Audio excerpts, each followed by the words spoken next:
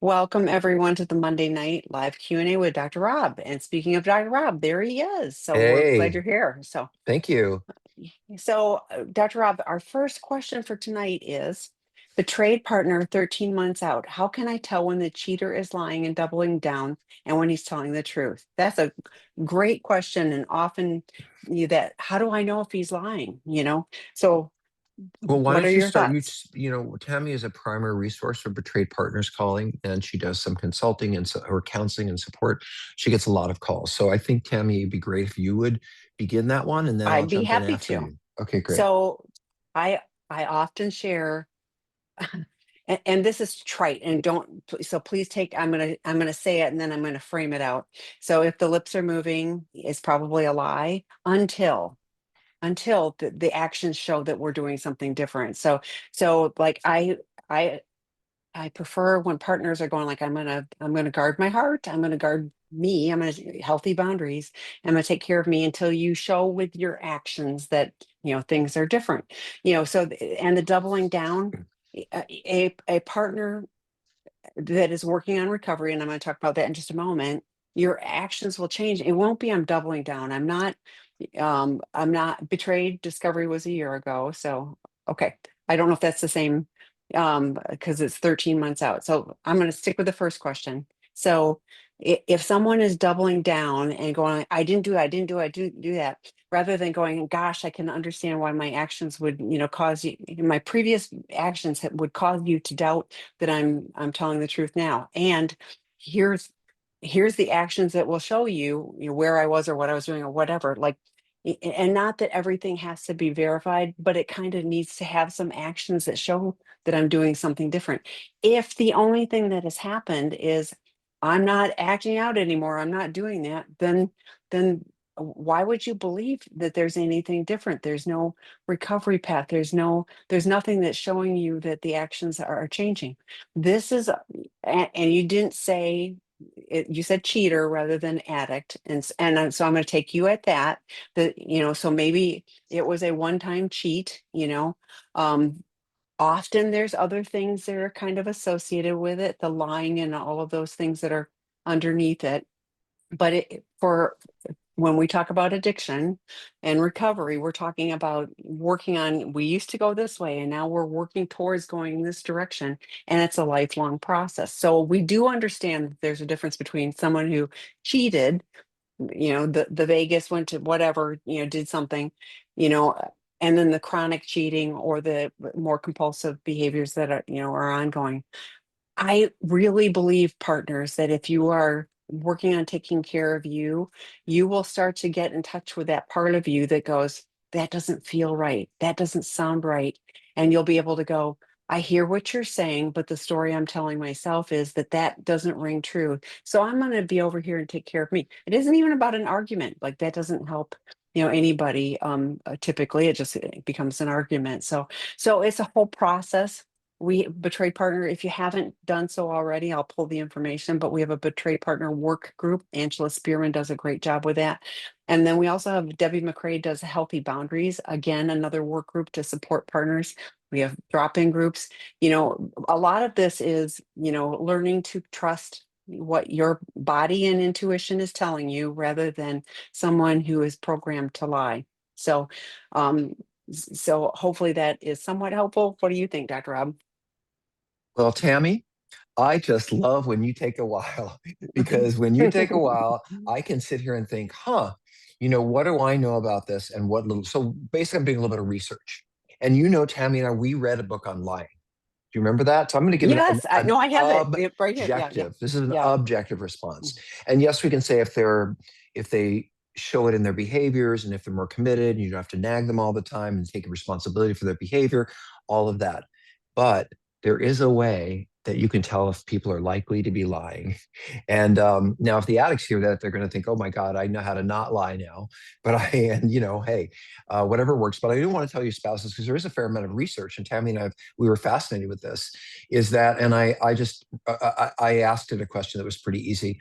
So when someone is lying, generally they're very emphatic.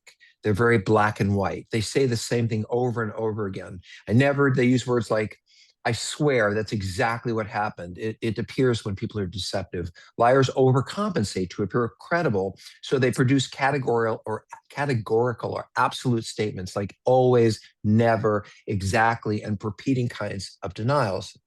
I'm going to go through this. This is very sort of long, but nonetheless. Hence called like doubling down, right? Right, the doubling down, right? Truthful speech, how would you know if it was being truthful? Well, there's more detail quality. Like, I was feeling this way, and like, when I was here, I wasn't really there. So there's more descriptive rather than absolutes. They're more spontaneous, like, I'm not sure about this. Wow. And there might be corrections. They might change. They're not as certain. They're not as clear. Um, they may show some uncertainty, like I think that was, but I understand. So I looked up reliability. So this is about lying when people are very emphatic and I never did this, like I never had sex with this woman, for example, looking back into the past, which Hmm. wasn't true. Um, Now, I asked how, so I'm an AI, and that's not entirely accurate, but I've read a book about this, so I know it's fairly reliable. So, what is the percentage of reliability in that? And Tammy loves statistics. So, I the do. percentage of reliability that someone is being emphatic, yes, no, never, when they're lying is about 60 to 70%. But if there's a history of previous lying and acting out in secret way, then it increases the accuracy because their deception detection improves, blah, blah, blah. Repeating, lying, or secretive habits make new speech inconsistencies easier to spot. So, is this accurate? Completely no.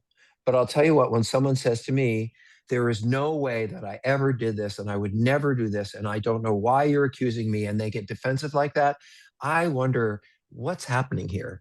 And when they say, I'm confused, or I wish you wouldn't, or maybe it's this, or maybe it's that, or I have to really think about it, or then I know someone who's being reflective, they're curious, they're even like, even if they're just like, I don't want to tell you this. So I'm not, these are very technical, psychological answers. I could give you more that are, in your relationship and, certainly, and I'll just give one. If the person makes commitments in other ways and they're not following through, that would give me information. So if they're supposed to go to a 12-step meeting, they're supposed to work on some journaling, they're supposed to, whatever it is that they agreed to you, they would do, and they don't do it. This isn't a my dog ate my homework situation. This is and this is really clear. You're my spouse. I made a commitment to you that I would do this. I break a lot of commitments to you, but I'm committed to this, if only to shut you up. And then I don't do it, or I don't do it when I said I would, or I don't do it in the way. I wouldn't trust that person because one of the great challenges of being an addict is that um, what do I want to say? We don't keep our commitments because we're too busy being distracted by other things. And so, one of the things we look for, in fact, in treatment, we run a residential treatment program. And when we're at 8 beds, I have a big part in creating it and am involved with it. And you can find out more about seekingintegrity.com or calling Tammy. But in any case, one of the things when clients are leaving treatment is I ask them to write a list of Monday, Tuesday, Wednesday, Thursday, Friday, Saturday, Sunday. What are they going to do each day for their recovery, for their healing? And that might be, I'm going to be sitting and reading on Tuesdays at 11. I'm going to be going to therapy on Wednesdays. So each day you see something that they're doing, and I tell them, put it on the refrigerator. So your spouse never has to worry about whether you're following through because they can just look over there. Oh, yeah, they're on the computer in a meeting. Oh, yeah, they're sitting there journaling. And so when you see that kind of consistency, there, I made a commitment and I'm keeping, or hey, I need to change that commitment. I'm going to do it this time rather than that time. That makes me feel reassured. But when someone says, why are you asking me about this? Or why do you keep nagging me about this when they're not taking responsibility for their own commitments? I worry. So also, we didn't say this, but trust your gut. If you I did don't, say that. oh, okay. I'm sorry. I was You doing were looking research. on, yeah, you were But looking online. Yeah. by the way, what did you? I know I tossed you that book online, and you're like, huh. I mean, what is your? You can't. Yeah. And this is a woman, by the way, who worked for the FBI and did. Yeah. It Uh, says a lie detection expert for the FBI, CIA, and ATF. And yeah, I put it in the chat too. we should So get her to do a podcast. By the way, now that I think I about think that. I'd reached out to her and I tried to, but Mhm. that's a whole nother Anyway, topic. So sorry. yeah, So there's a lot of different ways we've called out. And again, I this is not 100% accurate, but when you're hearing these, I didn't, and how could you, and throwing it back on you defensively in absolute statements, I wouldn't feel safe. It's not a conversation. It's not an explanation. It's just sort of a leave me alone and I don't want to talk about it. And that worries me. So, commitment to following a plan, commitment to following through on that plan, and being willing to talk about things without saying, I did, why don't you leave me alone? Or, I didn't do that. That would, and my gut, I would count all those things as a way to tell. Um, and regardless, you just still need to take care of yourself. I think I heard you say that get an STD test. I Like, did not say that okay. in this particular situation, So, but yes, we recommend regardless, that. Yeah. yeah, I go and I know this is the most humiliating, the most embarrassing thing for any spouse is to, especially married one, is to say, I got to get this test and maybe go to a clinic or you don't go to your own doctor. But please, if you have a sex addict in your life, you don't know what they're doing, you don't know how they're talking about it. And, we don't really think about that. We don't even, we're worried, could I get something? We're not even thinking about you. So, anyway, I just want to say if you're even have a history with this person of acting out and you don't feel well, regardless of that, go get tested. Take care of yourself. So that was a lot, but a good Yeah, no, question. but I want like even the stuff putting it on the fridge. Addicts will still lie and addicts will still be, well, you can see where I am because it's on the fridge and they can be doing other things. The biggest indicator of change is that they're changing. Like they are looking to do things differently. If they're doubling down and they're still hanging on to whatever, rather than going, yeah, my behaviors, I can only imagine because this is after a year. So at some point, this should be starting to go into I can show a little bit of empathy. I can go, wow, I can understand how my behaviors hurt you and that you would not trust me, even if I'm doing everything right, that, it's holding that emotional space, for you. What I feel when I'm reading this is that there's a lot of defensive and not like, gosh, I'm working on being a better person. I'm not going to do it perfectly. I'm going to need a lot of help and support, but I'm doing all of these things that are on the fridge so that you see what my plan is, doing the check-ins, but if it's just like the shutting you down, that's data for you, partner, of where that person is and what they aren't doing, to work towards building that relationship. And again, I would say to you that, if you're nagging them, if you're like, "What did you go do this and why haven't you done? You promised me." That's not the person in healing because in recovery, I take responsibility for my own problems and I say I have to get myself there. Not, I need a parole officer for a spouse. Waiting to see if I showed up for my meeting. So anyway, we've got lots of questions. Let's Okay. keep going. Betrayed wife here. My husband has begun contacting therapists. My gut worries he really hasn't accepted what his issues are. And frankly, I don't trust that he knows what help to ask for when he is contacting therapists.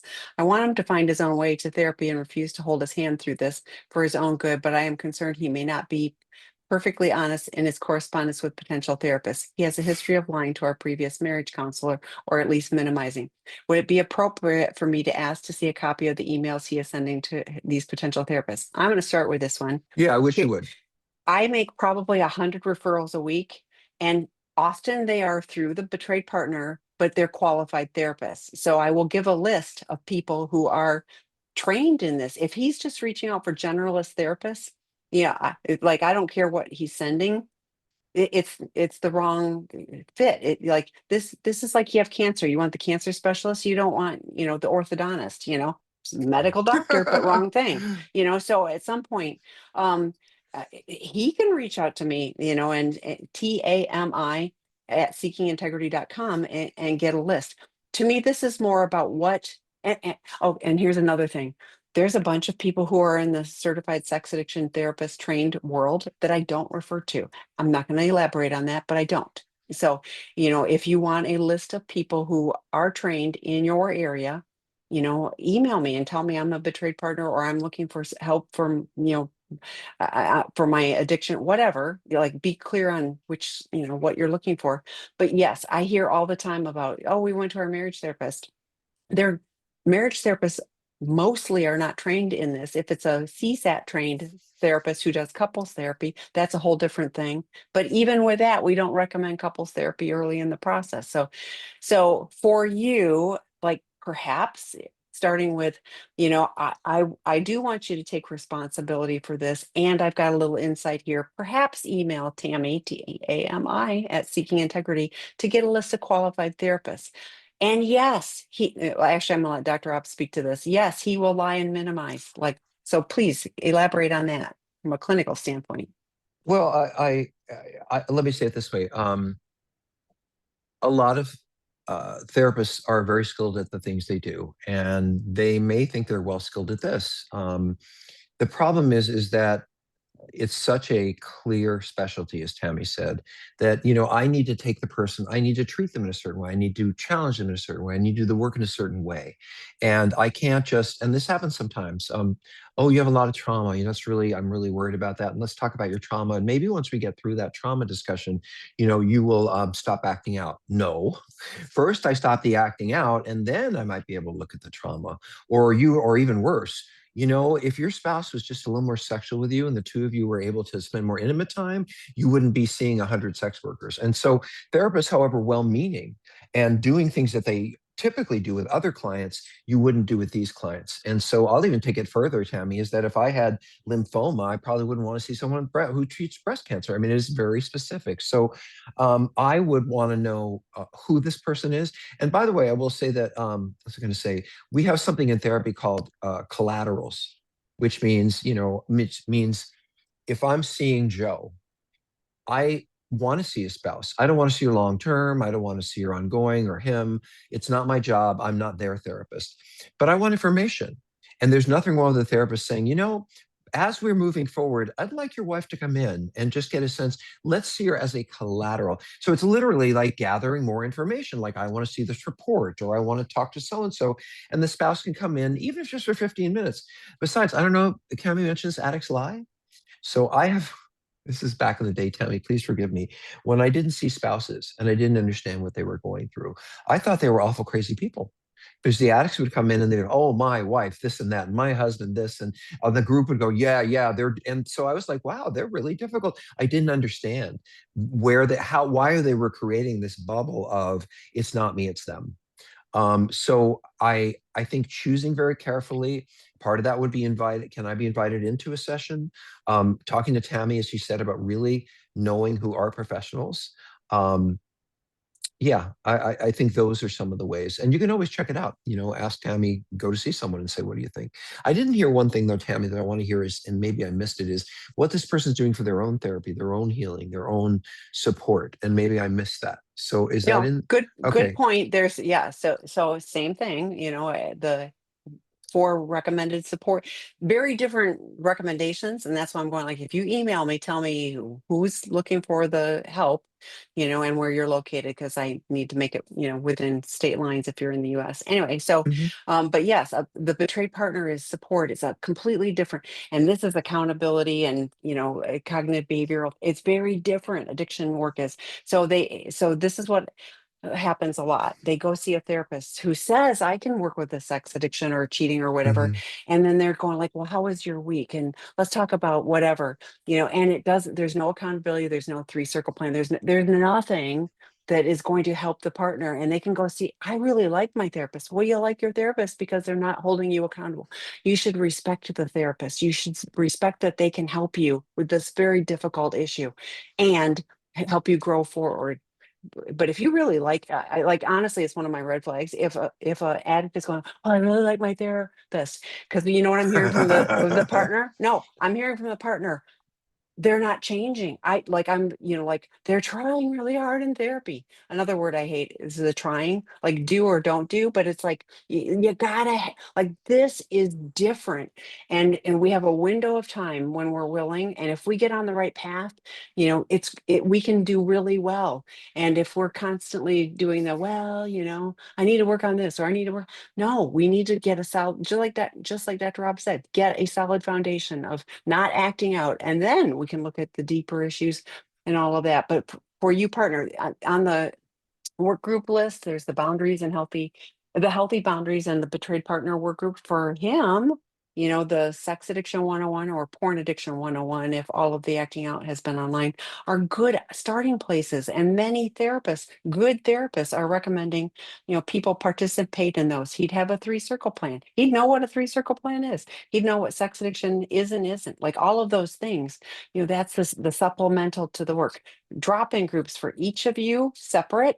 You can be on this together, and we've got a whole library of these that are recorded, but it's very different work. And I hear that you're, kind of at the beginning phase. So good catch, Dr. Rob. I didn't answer that, specifically, but you getting help and support. And I do honor that you're going like he needs to do this for himself. I agree. You may have some information that would be useful for him, to start with. That's just pointing him in a place, not doing the work. So, oh, got Yeah, done with this. gosh, there's so many pieces to this, but uh, I was just going to say one of the things that I really upset me about the internet in many ways is that everyone's an expert.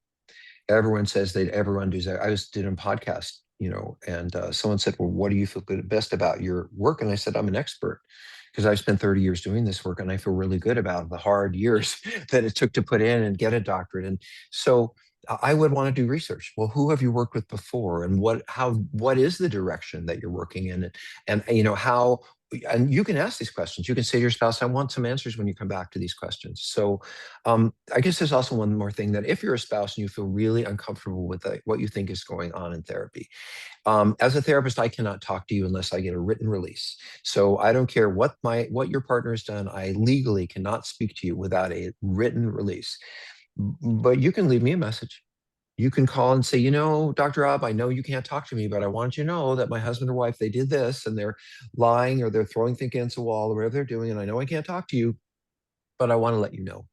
And by the way, the addict who says, my therapy is my business and you don't get to hear anything about it. And, they've lied, they've cheated, they've violated you and know every detail you don't need to know. But they're asking me to read this. They told me to take this class.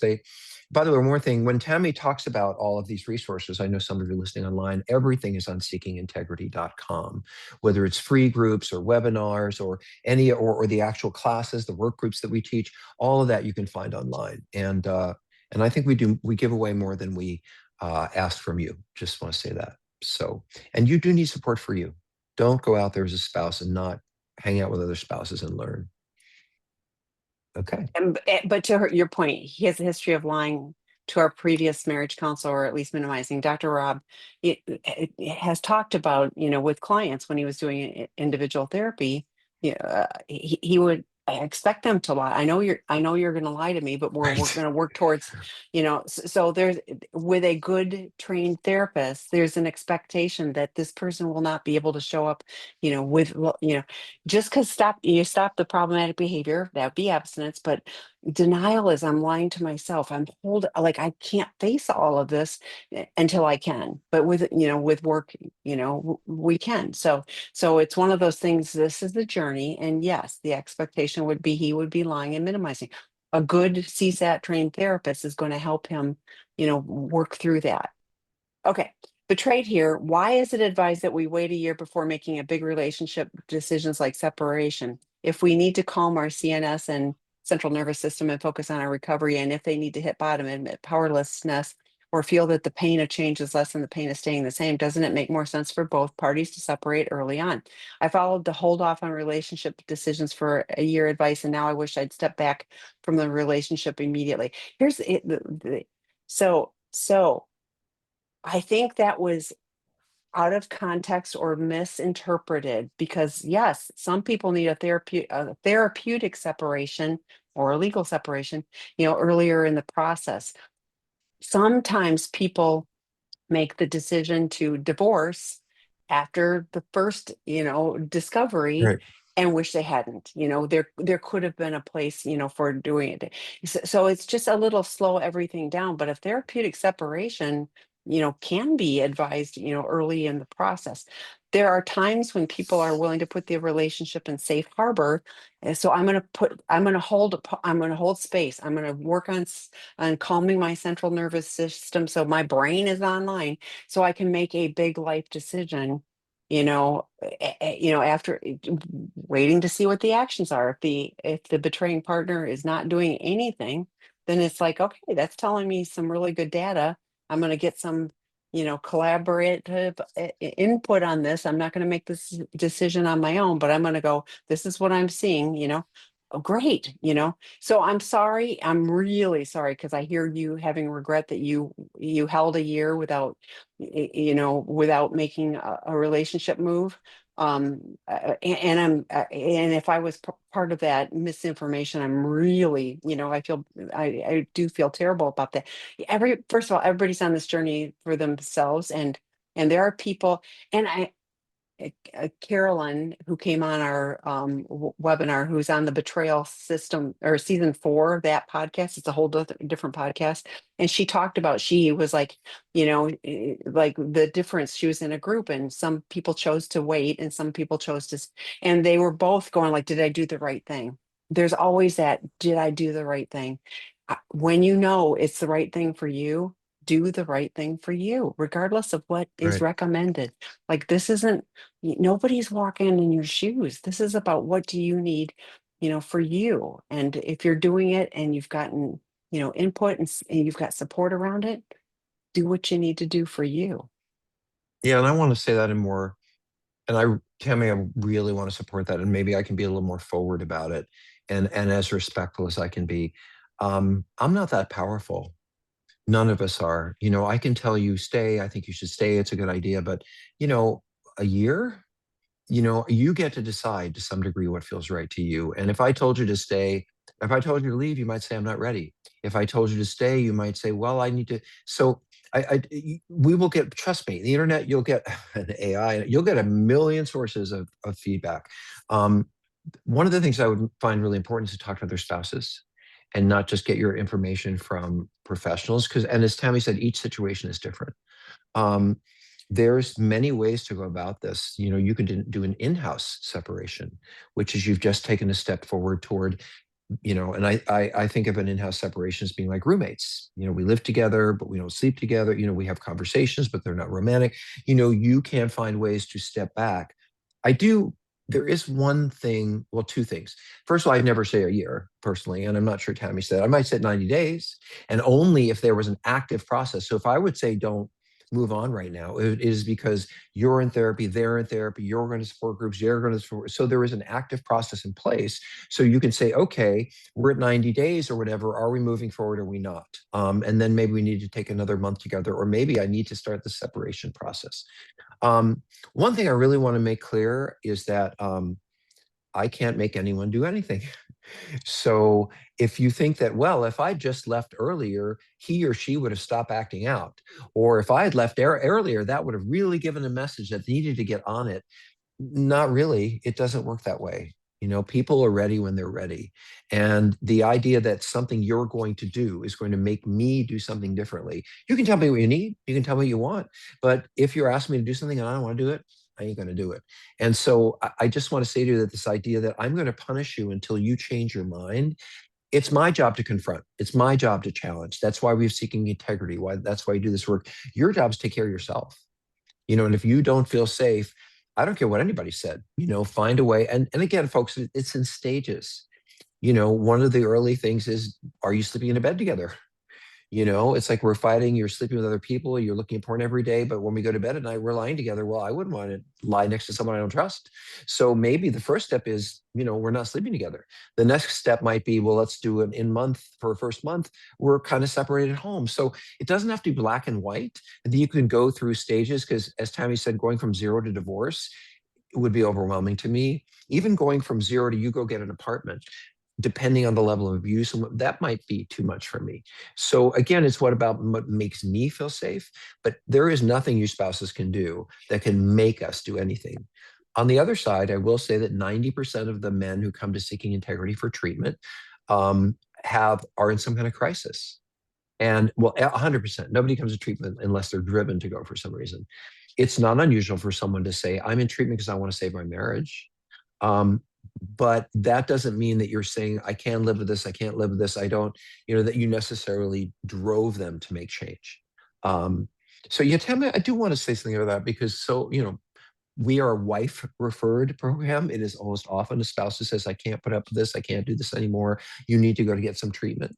And so, how do you balance this statement, which is, I can't make them do anything, with, if I do this, then they might do something? How do Uh, you? yeah, I do that a lot. Honestly, I go, you can't, you know, nothing you did or didn't do, causes nothing you do or don't do is going to make them change. However, my experience is if they start bumping up against your healthy boundaries, like you've changed. I call it the negative two step. If we're doing these patterns of behavior and you change the choreography, all of a sudden it's like, oh, wait. You're serious about this. You are not going to keep doing the same thing that we're really comfortable with because we've done this forever and this is how we do things and we fight about it and you get upset and all that, but I can basically keep doing what I'm going to do, and I don't say this with any triteness. Honestly, this is absolutely, it's challenging. The addict brain is, I need to hang on to my maladaptive coping mechanisms no matter what. And I have to be able to compartmentalize and keep you at a distance. I'm not thinking of you and the pain it will cause, like you talked about the STDs, because I don't know how to do life without this. And And I don't again, want to stop. we Right. if I stopped, what would I do? This is the only thing I know that will take care of me. Like the emotional regulation, all of those things.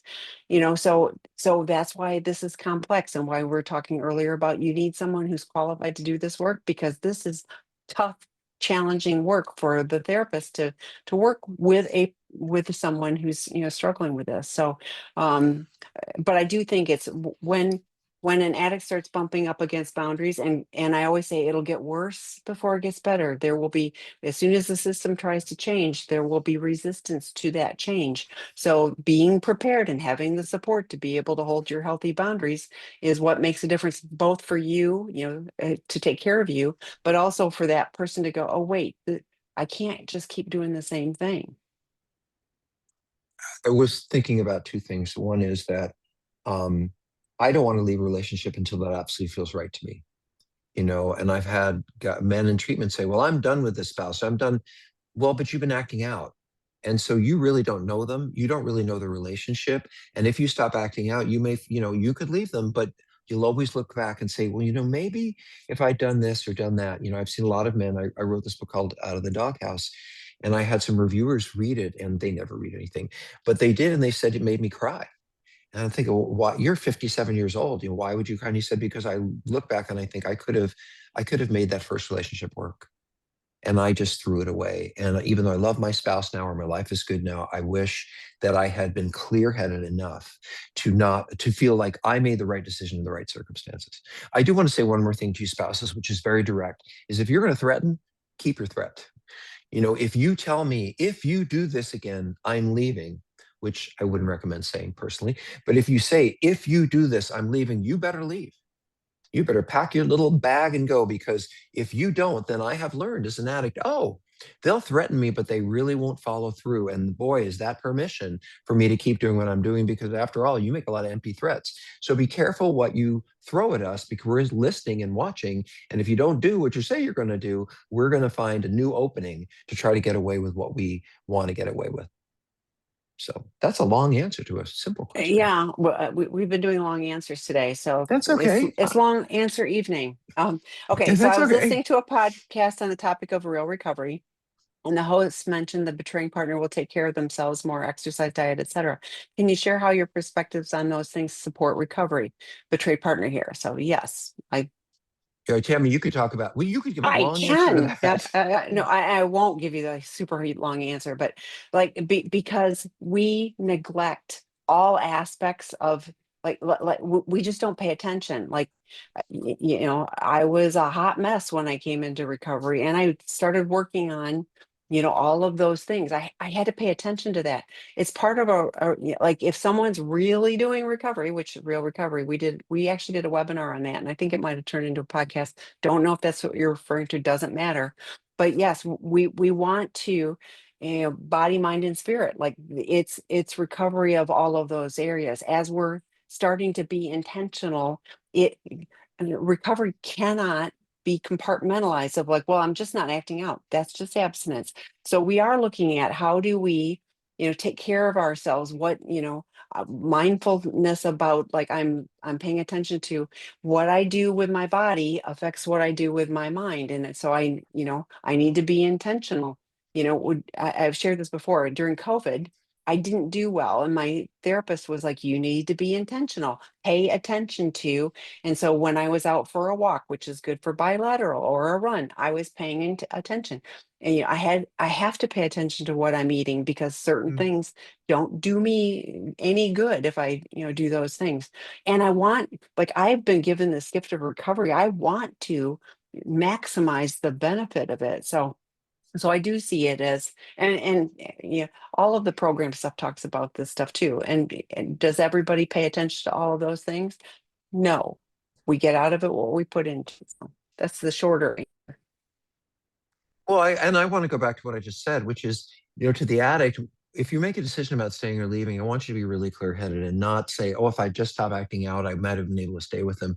Well, it's the same as to you, is that if you're making decisions about the relationship, you need to be clear-headed. You need to be in a safe place. You need to have gotten some sleep. You need to have been doing self-care. It's very hard to look at someone else and say, I'm having these feelings about what you're doing unless your feelings are based on your own stability. So to you, I say to the partner, and by the way, this is so hard. We can say this all day long, but the truth is I didn't do this. I didn't cause this. Now you're telling me I should go all these things for self-care. Are you saying that I'm the one with the problem because I should take better care of myself? They're the one with the problem. And I think that that is entirely This true. was to the betraying partner. This was, so let's Can you say shiver we're so gonna call it the go addict ahead. partner doing healthier things. Right. I Now, understand. for a betrayed partner, yes, we would encourage very good self-care for you as well. So I'm sorry, maybe I read this wrong because what I said was, I read was, the host mentioned that the betraying partner will take care of themselves more. Okay. So, Yes, I think you answered that, which is, as I an did. addict, I'm not, I don't care about that. I have clients who have not been to a doctor in 5 years, 6 years, because they were too busy acting out. A lot of my clients have lost hobbies. They've lost any distractions. They're so busy acting out. So, and that would be another way that I would see recovery in my husband or wife is, oh, look, they're actually spending time with healthy friends. Oh, look, they're back at a hobby. Oh, they're helping it. I think it would be easier um, to help your spouse see that you're doing well in recovery if you recover in all areas of your life. And I think the last thing, and I don't think you said this, Tammy, is I love the idea of a sober dance, which is when you go through Alcoholics Anonymous, there is this feeling of, oh, I'm never going to have any fun again with that alcohol. And I was never, I was the life of the party when I drank. And, there's this feeling like, how could I ever have fun again if I'm not drinking? And so these have these things called sober dances, which is, and not all the programs, but it's where sobriety, people who are in recovery and not drinking get together and they have fun and they have a dance and they hang out or they have a meal. And then the addict begins to think, you know what? I might be able to have some joy and excitement in my life without acting out. And so I do think also, and we talk about this, I'll go on forever, but when we set up a plan for my healing, if I'm an addict, one of the things I have to clearly define is what acting out is. It's going to this place, it's doing these things. I also have to define what are the triggers for me. My spouse has gone out of town, that's a vulnerability. I have a lot of free time and no one knows where I am, that's a vulnerability. But all of that is surrounded by the things you're going to do for your own self-care and your nurturing. Because I know if an addict is, and I think Dr. Carnes told me this, and I know the addicts who are not going to do well are the addicts who don't give their own self-care attention. Because then become needful and they become desperate and they become empty. And that's when an addict will act out. So lots and lots of reasons. We could write a book on this, but I'm not writing any more books. But thank you for pointing that out because it is a great question for an addict to have to consider. So thanks, Tammy, for that. Our couple CSAT wants us to focus on the here and now. However, after disclosure, I wasn't given an opportunity to do an impact letter, and I was encouraged to not ask questions or engage in conversation about the content of the disclosure outside of therapy. Do you have any advice for how I propose we structure some couple sessions so that I can talk about the impact of my addict partner's past behaviors with enough specificity so that feel heard. I feel like our therapist focuses on the present in a way to protect my addict partner's ego. So what I'm hearing is that you worked with one therapist who is a couples therapist, that you did not have your individual therapist to help support you during this process. I hear that. Um, so, but a formal therapeutic disclosure is a process, and there is the disclosure, there's the impact letter, then there's the restitution letter. And so this feels like you had part one and didn't have the rest of the process, which is about the repair. Um, so I a CSAT trained therapist is trained in disclosure, and that would be the process. So to me, it would be a fair question to say, I really want the rest of the process. I want to share my impact letter and I want the restitution. And we would like to schedule this. And I really think that that would be but I would really advocate for that. It would be hard to yeah, it's like you got part of the medication for your wound, but well, hopefully that works, but not the rest of it. So this feels harsh to me. I'm sorry, but like you can't focus on the present and moving forward when you haven't dealt with what the disclosure is supposed to deal with. That's my take on it. What do you see?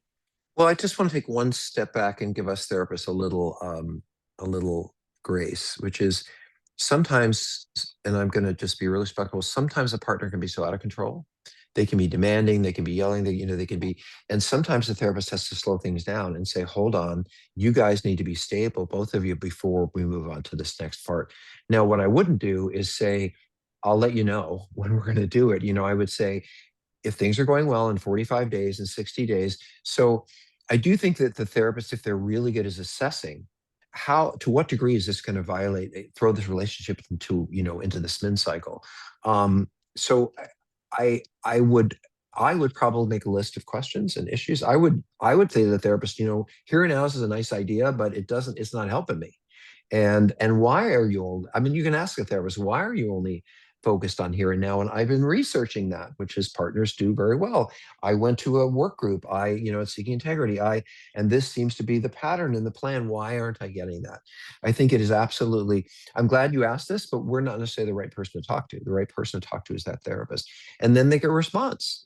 We have a responsibility to answer your questions. If there's couples therapy, so if I'm seeing Tammy for therapy, she's my client. But if I'm seeing a couple for therapy, you're both my client. Your coupleship is my client. So leaning into you or saying you want too much, or I have to see it holistically in terms of the couple and what's going to help them heal. And it will be different for each couple. But I think you're asking the right questions. I don't feel comfortable. I have these questions. I don't know where it's going. I feel shoved aside. Talk to a therapist about it. And if you feel dismissed, devalued, like, I don't know why you're bringing that up, or let me get to it, or you're not listening to me, it's not a therapist's job to be defensive. What I would say is to you, I wonder why that's so important to you, or what are you afraid of? I'd be curious about what you're going. I wouldn't be saying, I'm the therapist and I know what's going on and you're pushing things too hard. And, you deserve clear answers to your questions. I would write them out.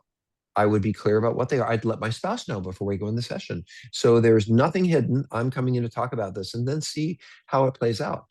And I will say this, I don't know if Tammy said this or not, but there are couples who just aren't ready for couples therapy. It is a later stage piece of work. And so, when you say you did disclosure, I don't know if you're necessarily ready to be in a couples therapy. In other words, some people go into disclosure and then they don't see each other for therapy for a while, and then they do the next step, and then so you may not want to be continuing in couples therapy for this whole process. There might be a jumping in and a jumping out. So, we don't know, and as Tammy says often, we don't know you, we don't know your circumstances, we don't know what you're going through, so we kind of throw spaghetti at the wall. But you sure have a right to understand what's going on and have a better background around that. And I think you can do those things. One thing, so there's a couple different ways of doing this, and some do the disclosure and the impact letter and the restitution right away. Honestly, I think having a little bit of time so the partner can go, how has all of this impacted? I've got more information, so having a little bit of time, what I'm reading, so it's just what I'm reading, is that there's no like, and then we'll do your impact letter in a week or 2 weeks max, like I don't hear any of that. I don't hear that there's a plan, for that. And that, so it feels incomplete, from that standpoint. So here's another thing, and because you brought this up, it would be really important if you're approaching formal therapeutic I go to disclosure. the boys' room. Yeah, okay. Well, yeah, that's fine. Thanks for sharing. It would be is here if you're on the path towards formal therapeutic disclosure, like the process ideally is that you have an explanation of what it is, what you can expect, how it will go, the room you'll be in, you'll have a plan for afterwards. Like there's a whole thing. So if you're just going to like, hey, we're going to go do this, got the disclosure, and you don't have the rest of the information, advocate for it. Like, I want to be abundantly clear on what this is. What can I expect as part of this process so that you are prepared? And if your couple's CSAT is going like, yeah, we only do disclosure, we don't do an impact letter and a letter of restitution, then it may be that maybe this is not the right, client therapy relationship.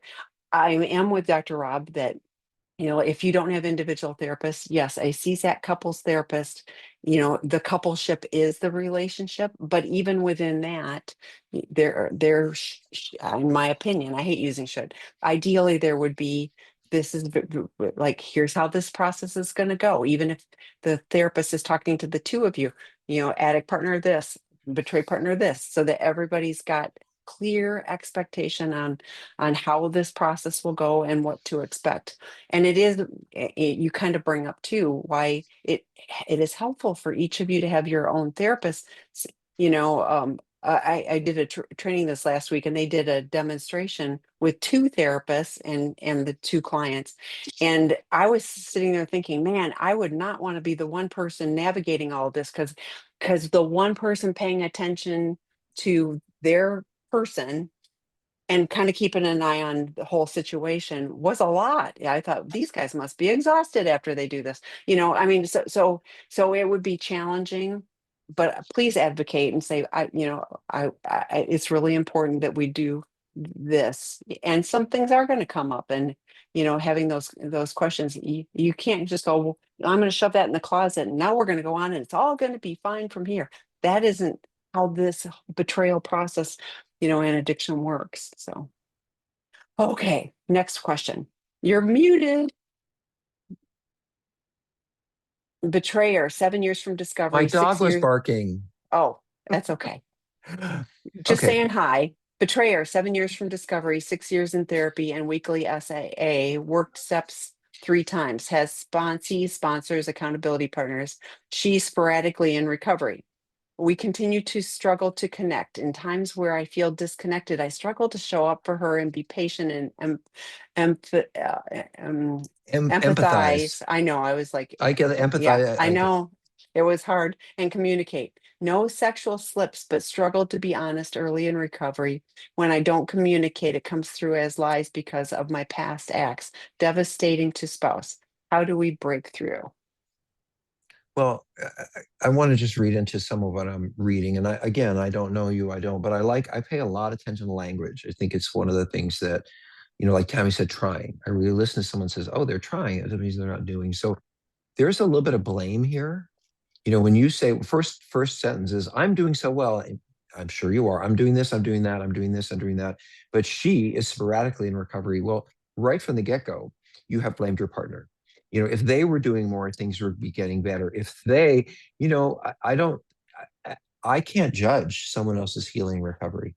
I can say what I want and I can say what I need, but to blame them that they're not being the way I want them to, I think is maybe pushing the responsibility that I have off the table.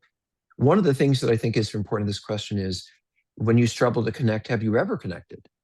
I work with couples who say, "Oh, in recovery, I thought we'd have this great sex life." And it's a great question. Someone said to me, Tammy, is, "Well, did you ever have a great sex life?" Because it may be the recovery is not necessarily going to bring the intimacy, the connection, the spiritual relate. I mean, that may not happen unless there is some history of meaningful and deep connection. Um, yeah, I will say that I wrote a book. I think it's really important, my bestseller, right? Which is called Out of the Doghouse: A Cheating Man's Guide Toward Healing His Relationship.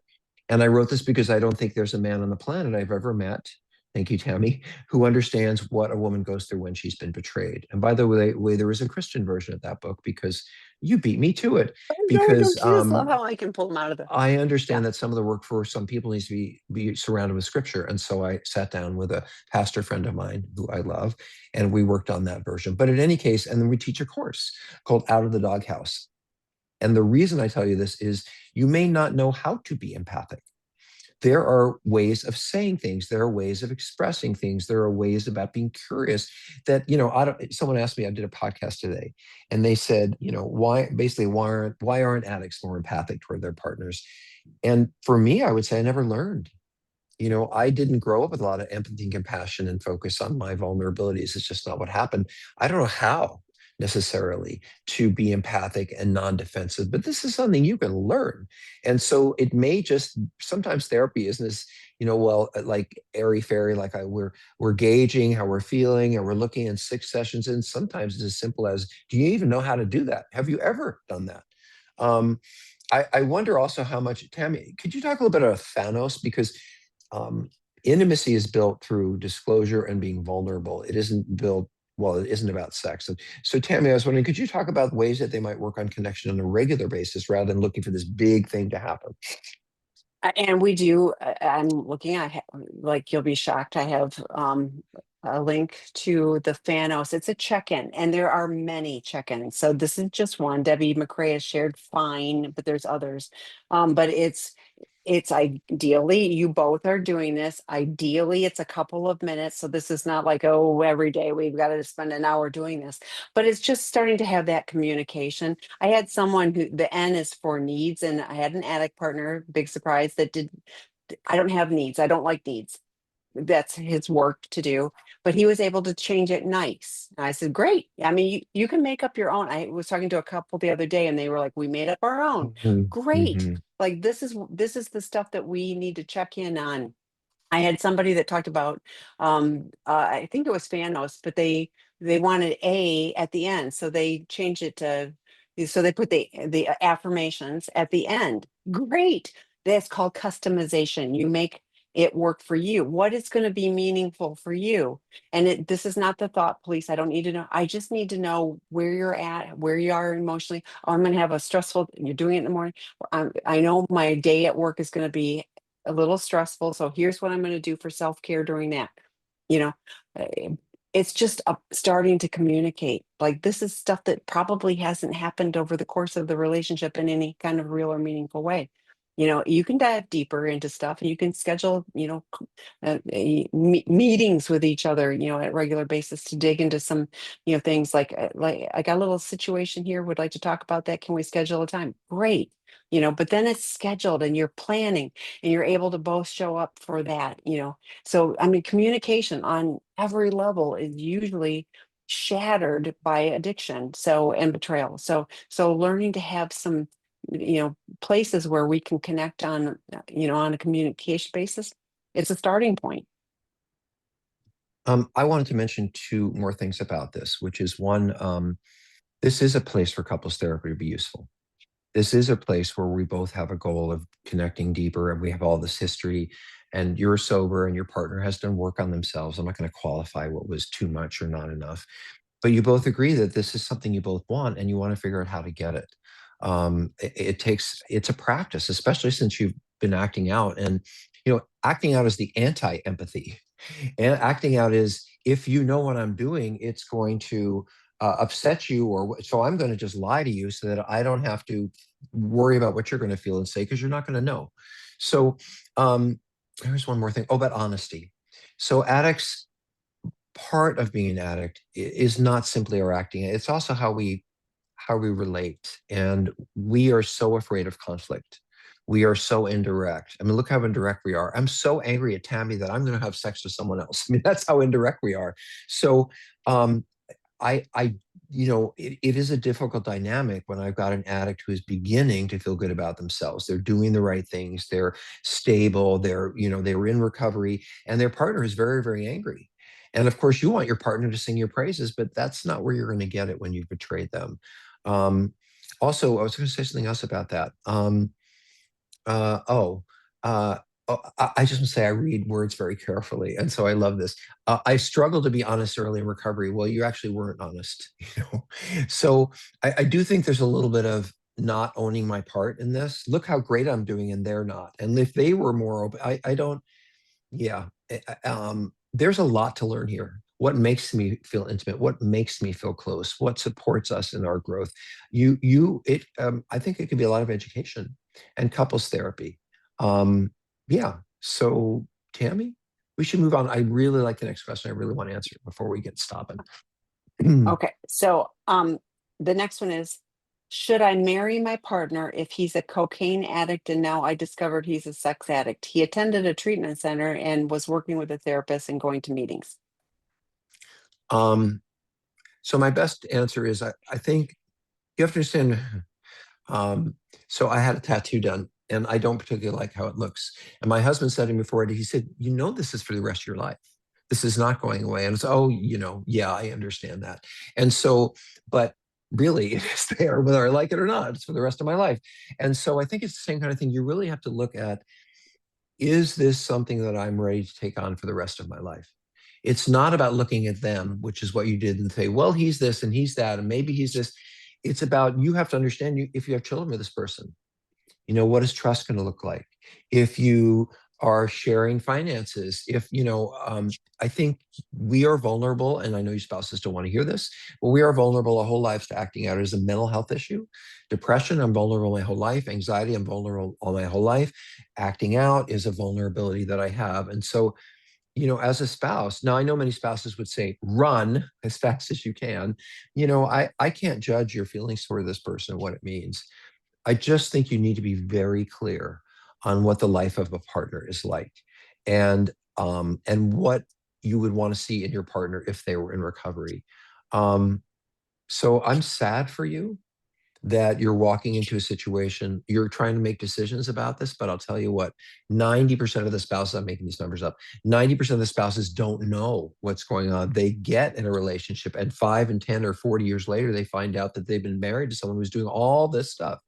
And one of my issues with addicts is you didn't allow that person to make a choice. You lied to them about who you were, what was going on with you, and they committed to you, but they didn't know what they were committing to. So I think you do have an opportunity to really think about my whole life, having children, when we're getting older, if it happens, who do I talk to? And also say one more thing. You're asking the question. And when people ask questions, it's because they really aren't sure. You're not saying, I'm really committed to this person. I really love them and I want to marry them. I'm just a little worried about this. You're really questioning if this is something you should do. And I say, trust your gut. If something doesn't feel right to you, um, pay attention. I would also say go to Seeking Integrity and attend some of the betrayed partners groups and listen to what a partner is going through when they've been betrayed for 5 years, 30 years. Um, you can't say, if you marry me, I don't want you to ever do this again. And I've had lots of addicts who said, I know that I'm just vulnerable and lonely, but once I marry this person because I adore them so much, I'm going to stop. Well, that may be fine at the beginning when it's all sunbeams and roses, but when it gets down to day-to-day life, and I'm going to act out, those feelings are going to come back. So, um, Tammy, I know you have something to throw in here. And by the way, this is a I heart do, and issue I'm for trying to be me. really careful. I put the "Should I Stay or Should I Go" series in, Right. and the first one, the webinar, Kristen Snowden did it, and she used 10 questions, that Dr. Gottman created, and it's like, do I even like this person? I mean, there's a bunch of them, but journaling about that, and this is the part like I thought about not saying, but I'm going to, because you're asking. Um, I've worked with a number of people who we had a destination wedding planned, whatever. And so we're in this situation. and decided to move forward. And this is probably not everyone, but was the person wasn't in a really solid recovery, didn't have a good plan, and they acted out during the destination wedding. And so, like, can you tolerate if that happens? Like, what is that going to do? I can tell you what happened to some of these partners. So I don't know what you need to do. I would really encourage you to look at that webinar with Kristen Snowden on that link that I put in the I just chat. started looking at it. Sorry, my Yeah, bad. it's yeah. Did you write? That's the actual. Was it a podcast you did or a webinar? There Because were I four webinars. right, Kristen Snowden they're it on was a YouTube. series. Yeah, but there was a Hmm. series, and I kind of went, I'm going to write, because I kept giving him these same webinars to everyone. And I was like, I'm going to write a blog. So I wrote a blog so that you can find the links. But first one was, should I stay or should I go? The next one was a partner that stayed, a partner that went. Then the next one was somebody, this is for mediation, for after, if you're married and you're in a, and you're looking to separate, can you do it with mediation? And then the fourth one was, was the legal aspects of it. If I'm looking at divorce, what does that mean? So we did a whole series, but the first one is the important one for you. You're looking at, I think it's good for both sides of the relationship. Can I see, do I like that question? Do I even like this person? Because a lot of times when you start thinking about it, I was like, I don't really like this person. Or gosh, yes, I really do. I hate all of this, but I really like this person. And, but it can't be, in my opinion, like, if he was different because he Right, was in recovery, because guess what you got right now? You got an addict who's been to treatment, is a cocaine addict, and you just discovered he's a sex addict. right, What is he doing? So hanging the Christmas lights, as Dr. right. Rob has said, on this person and going, well, he'd be a great person if he just wasn't doing all of these things. But that's what he's doing right now. So this is what you have, and eyes wide open, can you sign up for, he will always be an addict. He- I'm an addict. I'm an addict in active recovery. Person is an addict in active addiction. There's no in between. There's no straddling the fence. We're not like, well, no, because that's just not doing the problematic behaviors that we weren't supposed to do in the first place. I hope and pray he chooses to be on the recovery path and chooses to change. Real recovery, somebody mentioned a podcast earlier, takes 2 to 5 years. But that's of doing the work and showing up and doing and knowing that we're on a path and we understand this is a lifelong thing. I still do what I need to do on a daily basis to take care of my recovery. It's too important to me to not. The people in my life are too important to not. Can I add one more? Because I've finally Please. decided to give a direct answer. I wouldn't marry this person if they were last plan and they were, and I'll tell you why. Should I marry my partner? He's a cocaine addict. He's gone to treatment. He's working with a therapist. But I now discovered he's a sex addict. Not he came to me and he said, you know what, I found something else about him working on a treatment, or I need to let you know before we get any closer that I would want to believe that somebody who has major issues and they're going to marry me is going to say to me, I have these major issues. And the fact that he's lying to you now, especially when you're planning a wedding, that would be my big question, is how come this person who is saying or seems to be on the path of healing is lying to me about the very things that leave me wondering if we're going to get a relationship together. So I wouldn't marry this person personally until I would felt they were really being sure and honest and clear with me. I do want to say something about what Tammy said, because it's really important for couple when you're involved with someone to think about, do I like how they make me feel? I feel fulfilled. I feel loved. I feel important. I feel special when I'm with them. They just make my world. Well, that's great, but who are they? What do you like about them? Because what we'd call love addiction is more of a focus, like a sex addict. I have sex with them, it makes me feel great. Okay, but you're having sex with strangers. It's the same kind of thing in a relationship, which is like, it makes me feel so much better being with this person. They say all these nice things, but do you like how they talk? Do you like what they do for free time? Do you like their relationship with their friends? Do you like, how committed they are to their work? What do you like about them? Because that doesn't happen in the moonbeams and sunshine of an early relationship. You have to actually take the time to think, well, as we would say, feelings are not facts. So what the facts you have is this person's an addict. They're still lying to you while they're in treatment. I would not feel safe making that decision right now. And so I would put it off. I don't care how much money you've put down on a hall. Um, yeah. Okay, And Tammy, at we the did end of the good. day, I'm just going to say everybody makes their own life choices. So you get to pick. Dr. Rob and I are not going to be living your relationship. We've got our own, we work on them, so this is your choice, but that's a lot. That's a lot, for you to be starting out like relationship marriages are hard, anyway. But to start out with, that's a big mountain to, that it hasn't even been addressed, yet, really, so. Well, Okay, thank you, thanks, Tammy. I Dr. love Rob. doing this. Did you know, by the way, I was just online. I have to tell you this. I was looking up Kristen Stoughton, and I was looking at my podcast, Sex, Love, and Addiction. My podcast, which, by the way, have 2 million downloads on sex, love, and Mhm. addiction. But I put in some stuff I was looking for, and guess what came up? This one. We are getting so many people who want to listen to this because it's a dialogue. They want to hear all those questions that other people ask. So I'm proud of you, Tammy. We've been at this a long time, and it's you and I that they're coming to hear. So thank you for that. We're a good balance for each other. Just And one of the resources we have on Seeking Integrity, and we're glad to be part of it. So see y'all. thanks, Have a good everyone. evening. Bye for Bye. now.